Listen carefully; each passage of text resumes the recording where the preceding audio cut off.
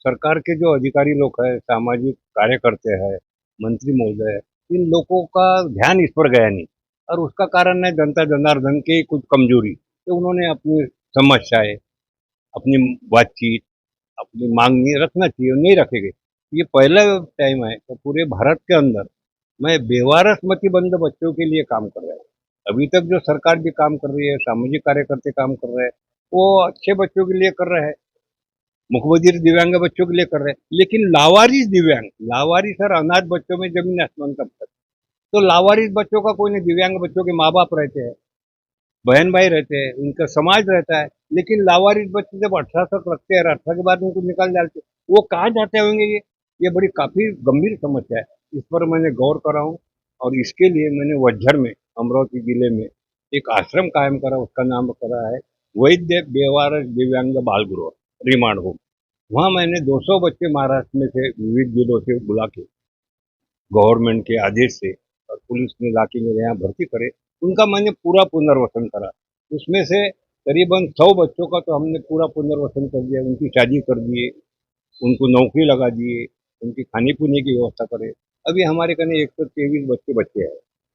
उसमें से सब बच्चों के नाम शंकर बाबा पापड़, उनके आधार कार्ड पे मेरा नाम, उसका लाइफ जो है रहवासी दाखला वो उनको उनको सब तरीके की सुविधा ये दिला के उनकी उनको जीवन में उनके बाप का नाम देके एक समाज के मोड़ के अंदर मैंने उनको लाया और आज वो खुद अपने समस्या पे और आज यहाँ आने का कारण है हमारे जिले के खासदार अनिल बोंडे साहब। इन इनके माध्यम से मैंने सेंट्रल गवर्नमेंट में भी विनती करा और आज इन्होंने महाराष्ट्र गवर्नमेंट की विनती करी। तो आज सचिवालय में अभय महाजन जी है, उन्होंने दिव्यांग मंत्रालय का और क्या हमें बुलाए गए कि इस बारे में तुम्हारी समस्या रखे। हमने रखे कि 18 साल के बाद में लावारिस दिव्यांग बच्चों को मरे तक वही रिमांड में रहेंगे दो और उनकी कैसी व्यवस्था करें, ये वज्जर मॉडल के माध्यम से मैंने समझा के बताया। तो अभय महाजन जी और उनके कर्मचारियों ने, उनके अधिकारियों ने हमें बोले हैं कि हम इस पर विचार करेंगे और महाराष्ट्र शासन के माध्यम से अच्छा सोल्यूशन निकाल के आपको देंगे, इसलिए हम यहाँ आए। अभी तक कानून ऐसा है कि 18 साल तक बाल गृह में दिव्यांगों को रखा जाता है, लेकिन 18 साल के बाद में जिनके कोई माँ बाप नहीं है, जो लावारिस है, उनको वो बाल गृह से बाहर निकलना पड़ता है। उनका एक्सप्लॉयटेशन होता है, लड़कियों की हालत बड़ी बुरी हो जाती है। जो मतिमंद है उनको जीना कैसा वो प्रॉब्लम रहता है। आदरणीय शंकर बाबा पापड़कर इन्होंने 20 साल से यह जो पुनर्वसन का एक केंद्र शुरू किया है, उसमें 33-30 लड़कियों की शादियां हो गई और उनको भी बच्चे हैं।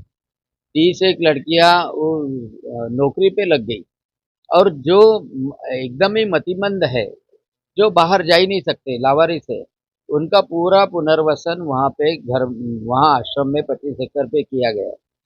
वो पुनर्वसन में काम झाड़ को पानी डालना, झाड़ को बड़ा करना, थोड़ा-सा खुदाई का काम करना, यानी जितना उनका दिमाग चलता है उतना ही काम करना। और कम कम दिव्यांग जो है वो बच्चों की सेवा शुश्रूषा करते हैं। यानी एक में का सहाय्य करो अवगे धरू सुपंथ, ऐसा जो एक कम्यून है वो वहाँ पे देखने को मिलता है।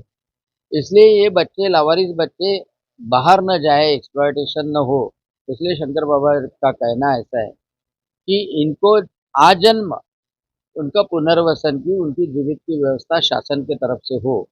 और ऐसा कायदा बनाने के लिए मैंने अजय जी महाजन जो सेक्रेटरी दिव्यांग के, उनसे संपर्क किया, आज मीटिंग ली और उन्होंने उसका ड्राफ्ट बना के मुख्यमंत्री, उप मुख्यमंत्री उनके समक्ष रखने का आश्वासन दिया है। मैंने केंद्रीय मंत्री वीरेंद्र कुमार जी, उनसे भी बात की है और वहाँ पे भी केंद्र में यहाँ का ड्राफ्ट भेजा जाने वाला है। शंकर बाबा की जो इच्छा है कि ये बच्चे का एक्सप्लॉयटेशन न हो, उनकी ज़िंदगी भर उनका पोषण हो, उसके लिए कायदा करने की कोशिश करें।